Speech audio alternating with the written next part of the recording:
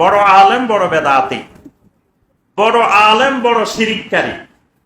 এত এলেম আছে অথচ হক ছিনল না, এত এলেম আছে সুন্নত ছিনল না, বেদাত ছিনল না, এত এলেম আছে শিরিক ছিনল না, তাওহীদ ছিনল না। তার অর্থ হলো আল্লাহ এলেম আল্লাহ সবাইকে দেন, তাকওয়া থাকলেও দেন না থাকলেও দেন, কিন্তু ফোরকান আল্লাহ রাব্বুল আলামিন সবাইকে দেন না। হয় তাকওয়া যদি আপনার ভিতরে না থাকে, তাকওয়া দিয়ে যদি অন্তর ভরপুর না হয়, তাহলে পৃথিবীর এমন কোন শক্তি নাই যেই শক্তি আপনাকে গুনাহ থেকে বাঁচাবে। তাকওয়া ছাড়া গুনাহ থেকে রক্ষা করার, গুনাহ থেকে আপনি বাঁচার আর কোনো মাধ্যম নাই।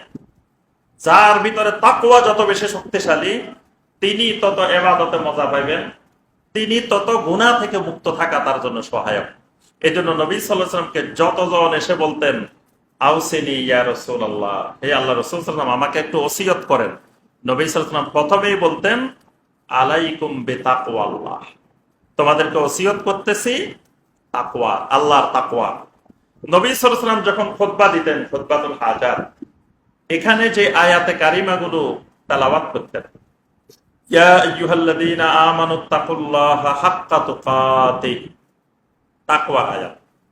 ইয়া আইয়ুহান নাসুত্তাকু রাব্বাকুম, তাকওয়ার আয়াত। ইয়া আইয়ুহাল্লাযীনা আমানুত্তাকুল্লাহা ওয়া কুলু কাওলান সাদীদা, তাকওয়ার আয়াত।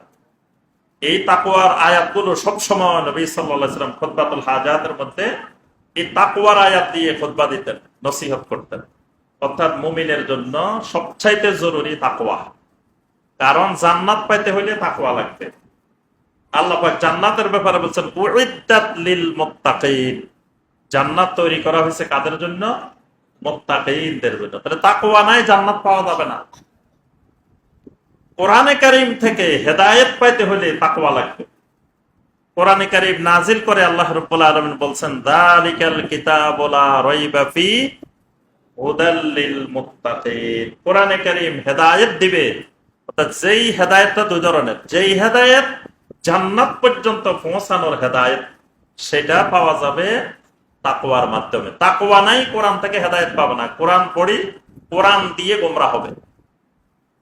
যেমন আজকে কোরআনে কারীম দিয়ে অসংখ্য শিরিক করে, কোরআনে কারীমের দলিল দিয়ে বেদাত করে, কোরআনে কারীম থেকে হেদায়েত না পেয়ে গোমরাহি পাইছে। মূল কারণ এদের ভিতরে তাকওয়া নাই, তাকওয়ার অনুপস্থিতি।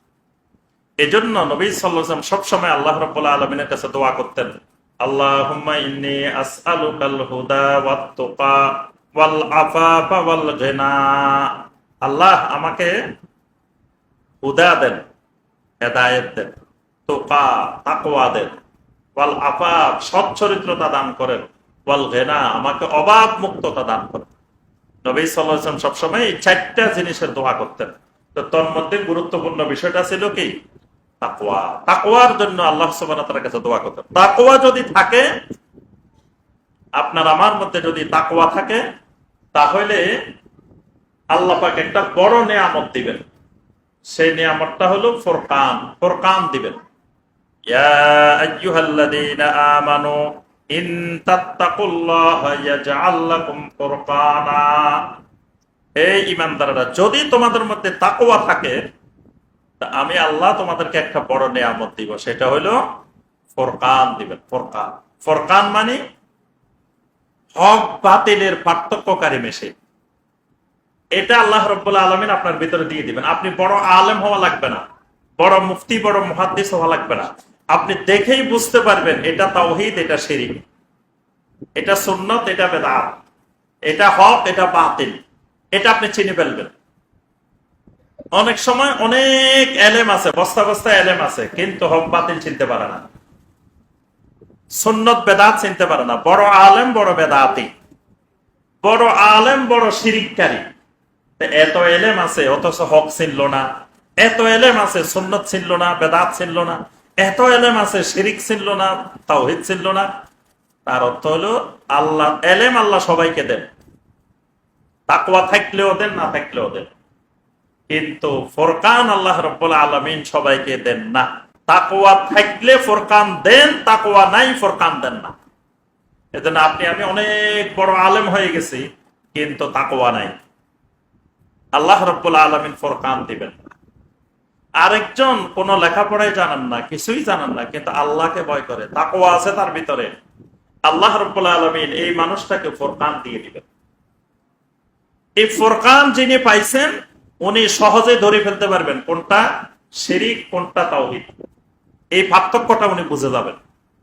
অনেক ভাইয়েরা বলেন যে ভাই আমি দেখেই বুঝতে পারছি এটা যে বাতিল বন্ড, যে এই যে বুঝতে পারছে কেমনে, ফুরকানের মাধ্যমে বুঝতে পারছে। অনেক সময় জ্ঞান দিয়ে বোঝা যায় না, কারণ জ্ঞান দিয়ে বুঝতে গেলে আপনাকে এমন এমন আয়াত দিয়ে দলিল দিচ্ছে, হাদিস দিয়ে দলিল দিচ্ছে, আপনি আয়াত হাদিস এগুলো দিয়ে পার্থক্য করার বোঝার মতো জ্ঞান কিন্তু আপনার মধ্যে নাই, ধরার মতো জ্ঞান। কিন্তু তারপরেও আপনি বুঝে যাচ্ছেন যে এটা বাতিল, এটা হক, এটা সুন্নত, এটা বেদাত। এই যে শক্তিটা, এটার নাম ফুরকান। এটা আল্লাহ রাব্বুল আলামিনের বড় এক নিয়ামত। এই জন্য তাকওয়া যিনি পাইছেন ওনাকে আল্লাহ পাক ফুরকান দিবেন, এটা সবচেয়ে বড় নিয়ামত। আমাদের দেশের কোটি কোটি জনতা বসে আছে, তারা আশেকে রাসূল হয়ে গেছে, রাসূল তাদেরকে বাঁচাই দিব। শিরিক করলেও রাসূল তাদেরকে বাঁচাই দিব, কুফরি করলেও বাঁচাই দিব, তারপরে বেদাত করলেও বাঁচাই দিব, তারা আশেকে রাসূল হয়ে গেছে। অথচ আল্লাহ রাব্বুল আলামিন কোরআনে কারিমে স্পষ্ট করে বলছেন শিরিক যারা করবে তাদের জন্য কোনো শাফাআত প্রযোজ্য হবে না, নবী সাল্লাল্লাহু আলাইহি ওয়াসাল্লামের কোনো শাফাআত প্রযোজ্য হবে না। সম্মানিত ভাই বোনেরা, আকীদা বিশুদ্ধকরণ জরুরি, সবার আগে আকীদা। এজন্য আমার আপনার আকীদাকে অবশ্যই বিশুদ্ধ করতে হবে এবং সবসময় দাওয়াত দিবেন আকীদা, আমলের দাওয়াত দরকার নেই। কারণ আকীদা ঠিক না হইলে আমল দিয়ে কোনো কাজ হবে না।